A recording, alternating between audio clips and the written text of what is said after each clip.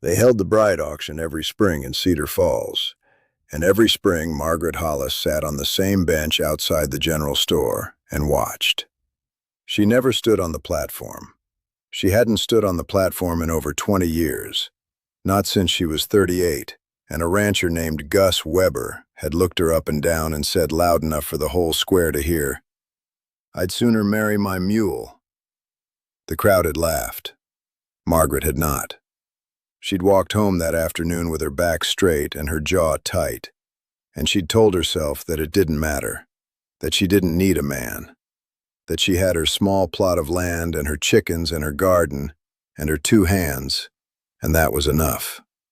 She told herself that for 22 years, and for 22 years it was almost true. She was 60 now. Her hair had gone fully white and she wore it pulled back in a loose bun that she didn't bother to pin properly anymore because there was no one to pin it for. Her face was lined deep, the kind of lines that come not from smiling or frowning, but from weathering. Sun and wind and cold and time doing what they do to a face that has no one to tell it that it's still worth looking at. Her hands were rough and knotted, and her back ached in the mornings, and her knees ached at night, and she moved through her days with the slow, steady rhythm of a woman who had learned to expect nothing and to need no one, and to call that freedom, even when it felt like something else entirely. Cedar Falls was a small town, the kind where everyone knew your name and your business and your failures and reminded you of all three every chance they got. Margaret's failure, in the town's eyes, was simple. She had never married. She had never been chosen. She had been young once, and plain, and quiet, and the men had passed her over for the louder girls, the prettier girls, the girls who knew how to laugh at the right moment, and touch a man's arm, and make him feel like the only person in the room. Margaret didn't know how to do any of that. She knew how to work. She knew how to grow things and fix things and survive on almost nothing. But the world doesn't give ribbons for surviving. It gives ribbons for being wanted. And Margaret had never been wanted. The auction was the town's tradition. Every spring, unmarried women would stand on a wooden platform in the square, and the men would bid. Not with money, though sometimes money changed hands, but with offers. A ranch, a home, a name. It was dressed up as courtship, but everyone knew what it was. A market. And like any market, the goods that didn't sell got pushed to the side.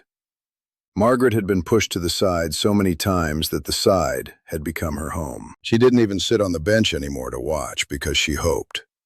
She sat there because it was the only bench in the shade, and her knees hurt, and the general store had a water barrel she could drink from. Hope had left her a long time ago. She'd watched it go the way you watch a wagon disappear down a long, straight road, slowly, completely, until there was nothing left but dust and the memory of movement. This year's auction was the same as every other. The platform had been swept and decorated with wildflowers. There were 9 women standing up there, ranging from 17 to maybe 30, all in their best dresses, hair washed and pinned, cheeks flushed. The men gathered in front. Ranchers, cowhands, a few merchants, a widower or two. The auctioneer, Dale Cutler, stood to one side calling out names and virtues like he was selling horses. The men would nod or bid or step forward, and it would go on until every woman had been spoken for or hadn't. Margaret sat on her overturned crate near the edge of the square, hands folded, watching the way she always watched. From the outside, like a woman reading a book about someone else's life. One of the older women in town, Dottie Farnham, leaned over and said, "Another year, Margaret. Don't it just make you sick?" And Margaret said, "No, Dottie, it just makes me tired." Which was the truth. She didn't notice the stranger at first. He came in from the east road on a bay horse that looked like it had been ridden hard for a long time, and he tied it to the post outside the blacksmith shop and stood at the edge of the crowd with his arms crossed. He was somewhere in his early 50s, tall, broad across the shoulders, with a face that had been broken in more than one place, a crooked nose, a scar through his left eyebrow, a jaw that looked like it had been set wrong and healed that way. He wore a leather coat that was cracked and sun-faded, and boots that were more dust than leather. His hat was pushed back on his head, and his eyes moved across the square with the slow, careful scan of a man who was used to reading a room before he entered it. Nobody knew him. In a town like Cedar Falls, that meant everybody watched him. Dale Cutler paused mid-auction to glance his way. A few of the men near the platform shifted to keep him in sight. The women on the platform looked at him the way women look at something new, with curiosity sharpened by calculation. He was rough, yes, but he was big and he was solid, and he had the look of a man who owned something, even if it was just himself. The auction continued. Anna Price was spoken for by a young rancher with clean boots. The next girl, a widow of 26 with a small child, was taken by a merchant who needed someone to run his kitchen. One by one, the women stepped down from the platform and into their new lives, and the crowd thinned, and the afternoon wore on. Margaret watched it all and felt the same thing she always felt, which was nothing. She had taught herself to feel nothing about it. Feeling something was a luxury she couldn't afford, because feeling something meant admitting that she still wanted what she'd never had, and that admission would crack her open, and she didn't trust what was inside. By the way, if this story is already stirring something in your heart, take a moment to subscribe and drop a comment telling us where you're listening from. We read every single one, and it means more than you know. Now let's continue. There were 2 women left on the platform when the stranger moved. He'd been standing at the edge of the crowd for the entire auction, arms still crossed, watching but not bidding. The 2 remaining women were young. One was 20, the other maybe 23. And they stood on the platform with the stiff, bright smiles of people who are trying not to look afraid. Dale Cutler was working hard, listing their qualities, adjusting his pitch, trying to drum up interest from the remaining men. The stranger uncrossed his arms. He didn't walk toward the platform, he walked away from it. He walked across the square, past the crowd, past the men, past the platform with the 2 young women still standing on it, and he walked directly to Margaret. She didn't understand at first. She thought he was going to the water barrel. She thought he was going to the general store. She thought he was going anywhere that wasn't toward her, because no one went toward her, not deliberately, not with purpose, not with that look on his face, which was calm and clear and certain in a way that made her stomach drop. He stopped in front of her. She looked up at him from the crate, and he looked down at her, and for a moment, neither of them said anything. The square had gone quiet. Dale Cutler had stopped talking. The 2 women on the platform were staring. Every person in Cedar Falls was watching a stranger stand in front of Margaret Hollis like she was the only person in the town. He took his hat off, held it against his chest, and he said, "Ma'am, my name is Josiah Crabtree. I've got a ranch 40 miles north in the high country. 300 head of cattle, a cabin I built myself, and not one person in it. I rode 4 days to get here because I was told this town held a bride auction every spring." He paused. "I didn't come for any of them." He nodded toward the platform without looking at it. "I came because I've spent 30 years looking for the wrong thing, and I'm done. I'm not looking for young. I'm not looking for pretty. I'm looking for someone who knows what it costs to keep going when the world gives you every reason to stop. And from where I'm standing, that's you." Margaret couldn't speak. Her throat had closed and her hands were shaking in her lap, and she could feel every eye in the square on her face. And she wanted to run, and she wanted to stay, and she wanted to believe him, and she was terrified of believing him, because she had spent 22 years building a wall out of not believing. And if she let it fall now, and he was lying, she would not survive it. She would not come back from it. "You don't know me," she said. Her voice came out thin and cracked. "No, ma'am, I don't. But I know what alone looks like. I've worn it long enough to recognize it on someone else. I'm 60 years old. I can see that. I'm not what anyone would call a catch. I'm not here for what anyone would call anything. I'm here for you." She looked at him for a long time. She searched his face the way you search a sky for rain, not with hope, but with the memory of hope, which is a different thing, and in some ways harder. She looked for the joke. She looked for the trick. She looked for the cruelty that she'd learned to expect from the world, and she couldn't find it.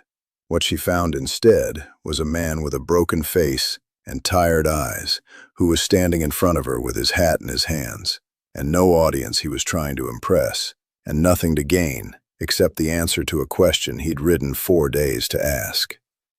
"Why me?" she whispered. Josiah Crabtree looked at the platform, then at the crowd, then back at her. "Because every man here walked past you, and I need you to know that the problem was never you. It was every man who walked past." Margaret's hand went to her mouth, not because she was crying, though she would cry later, alone, the way she always cried, but because something inside her that had been locked for 22 years had just been opened by a stranger with a crooked nose, and she didn't know yet whether what was behind that lock was grief or gratitude or both. She stood. Her knees ached and her back protested, and she stood anyway, and when she was standing, she was still a full head shorter than him, a thin, white-haired woman in a patched dress next to a broad, scarred man in a dusty coat. And there was nothing beautiful about either of them by any measure the world uses. But beauty is a word invented by people who've never had to survive anything. What stood in that square was something harder than beauty. It was two people who had earned every line on their faces choosing each other in front of a town that had never chosen either of them. "I'll need to get my things," she said. "I'll wait." She walked across the square to her small cabin at the edge of town, and she packed everything she owned into a single canvas bag. A change of clothes, a comb with 3 missing teeth, a tin of seeds she'd been saving for spring planting, and a small wooden box that held the only photograph she had of her mother. She looked around the cabin one last time. The stove she'd cooked 10,000 meals on, the chair she'd sat in every night, the bed she'd slept in alone for 22 years. She closed the door and didn't lock it. There was nothing inside worth stealing. Everything worth keeping she was carrying with her. Josiah had the horse ready. He helped her up onto the saddle and walked beside her, leading the bay by the reins. They didn't speak for the first mile. The town fell away behind them and the land opened up. Grass country rolling toward the mountains. Sky so wide it made everything underneath it feel both small and possible. Margaret sat in the saddle and felt the sun on her face, and the silence of a man who didn't feel the need to fill every moment with noise. And something in her that had been clenched for decades slowly began to unclench. "Your ranch," she said. "You said you built the cabin yourself." "I did. Took me 2 summers." "Is it solid?" "Solid enough to hold." "Hold what?" He looked up at her. "Whatever needs holding." They arrived at the ranch the following evening. It was exactly what he'd said. 300 acres of high country grassland, with a cabin set against a hill and a creek running through the lower pasture. The cabin was small but well built, with a stone chimney and a covered porch, and a door that hung true in its frame. Inside it was spare and clean in the way that a place is clean when only one person lives there, and that person has given up on making it feel like home. A table with 1 chair, a stove with 1 pot, a bed with 1 pillow. Margaret set her bag down and looked around and said, "You need a second chair." "I know," he said. "I was hoping I'd have a reason to build one." She didn't unpack right away. She walked the property first, the way a woman walks land she's deciding whether to trust. She checked the garden plot, the chicken coop, the well water, the fence line, the root cellar, the wood pile, and the barn. When she came back to the porch, Josiah was sitting on the step, waiting. "The garden needs work," she said. "The coop needs birds. The cellar needs stocking before winter. And your wood pile is too small by half." "I know all that." "Then why haven't you done it?" He looked at her with an expression she hadn't seen before on any man's face. It took her a moment to recognize it. It was honesty. Because none of it mattered when it was just for me. Margaret sat down next to him on the step. The sun was going down and the light was turning gold, and the creek was making its small, steady sound in the pasture below. She looked at the land and the cabin and the man beside her, and she felt something she hadn't felt in so long she'd forgotten what to call it. It wasn't love. Not yet. It was the space where love could go if she let it. A cleared field, a swept floor, a door left open. "It matters now," she said. Over the weeks that followed, the ranch came alive the way a dry creek bed comes alive after rain. Margaret planted the garden, beans, squash, potatoes, herbs she started from the seeds she'd carried in the tin. She got 6 hens from a neighbor, and within a month, they were laying. She reorganized the root cellar and stocked it with preserves she put up from wild berries she found along the creek. She cooked meals that filled the cabin with smells Josiah said he'd forgotten existed. She mended his shirts and patched the quilt on the bed and swept the porch every morning and hung wildflowers in a jar on the windowsill because the cabin needed color, and she'd waited 60 years to put flowers in a window that was hers. Josiah built the second chair. He set it across from his at the table, and the first evening they sat in it together, facing each other over a meal she'd cooked from a garden she'd planted on land she'd arrived at with nothing. Something passed between them that neither of them named. It didn't need naming. Some things are too big for words and too quiet for ceremony. They just are. He told her about himself in pieces, the way a man does when he's been alone long enough to forget how stories work. He'd been a cattle driver in his 20s, got his nose broken in a brawl in Abilene, got the scar over his eye from a horse that threw him into a fence post. He'd married once, young, to a woman who left after 2 years because she said living with him was like living with a wall. He said she wasn't wrong. He said he'd spent the next 30 years proving her right, building his ranch, growing his herd, making his silence into something that felt like strength until it just felt like silence. "What made you ride to Cedar Falls?" Margaret asked one evening. "A man I sold cattle to last autumn told me about the auction. He said it as a joke. He said I should go buy myself a wife since I couldn't find one on my own." I didn't laugh. I went home and I sat in that chair and I looked at the empty one across from me, and I thought about dying in this cabin alone and nobody finding me for a month. And I decided that was a worse thing to be afraid of than being laughed at. "So you rode 4 days?" "I rode 4 days." "And you picked the oldest woman in the square?" He looked at her across the table with those tired, honest eyes. "I picked the one who looked like she understood." Margaret didn't say anything for a long time. Then she reached across the table and put her hand on his. And it was the first time she had touched another person with tenderness in longer than she could remember. His hand was big and scarred and warm, and hers was thin and knotted and shaking slightly. And together they looked like what they were, 2 people who had come to the end of pretending that alone was the same as all right. They married in the autumn. No church, no crowd. Just the 2 of them and a traveling preacher who happened through the territory. Margaret wore a clean dress and the wildflowers from the windowsill in her hair, and Josiah wore a shirt with no patches for the first and only time. The preacher read the vows and they said them back, and when it was done, Josiah looked at her and said, "I should have ridden to Cedar Falls 30 years ago." And Margaret said, "I wouldn't have been ready 30 years ago. I'm ready now." And that was the truest thing either of them had ever said. 4 years later, the ranch was unrecognizable. The herd had grown. The garden stretched twice its original size.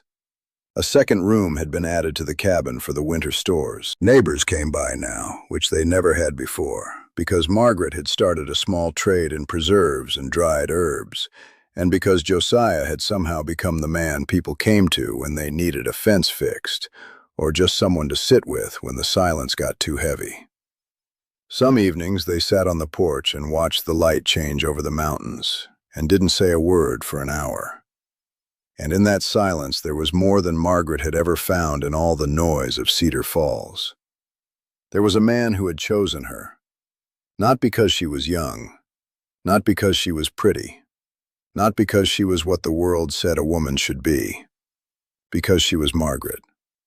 60 years old, white-haired, rough-handed, unbroken Margaret, who had outlasted every laugh and every auction and every empty night and come out the other side still standing, still capable of growing things, still able to set flowers in a window and call a place home. And if you ever rode through that high country and stopped at the Crabtree Ranch, you'd see 2 chairs on the porch and a garden that went on forever, and a jar of wildflowers in every window. And if you asked anyone in the territory about the woman who lived there, they'd tell you she came from a town where every man passed her by. And then they'd tell you about the one who didn't. And the way they told it, you'd think it was a love story. And you'd be right. But it wasn't the kind of love story the world usually tells. It was the kind that starts when you've stopped expecting anything and someone shows up anyway. The quiet kind, the lasting kind, the kind that doesn't need to be young or pretty or perfect, just real, just chosen, just enough. If this story touched something in you, if it reminded you that it's never too late to be seen, never too late to be chosen, and never too late to let someone in, then you're exactly where you belong. Subscribe to this channel for more stories of love that arrives when you least expect it, of second chances that don't care how old you are, and of hearts that refuse to close no matter how many times the world told them to. Subscribe now and never miss the next one.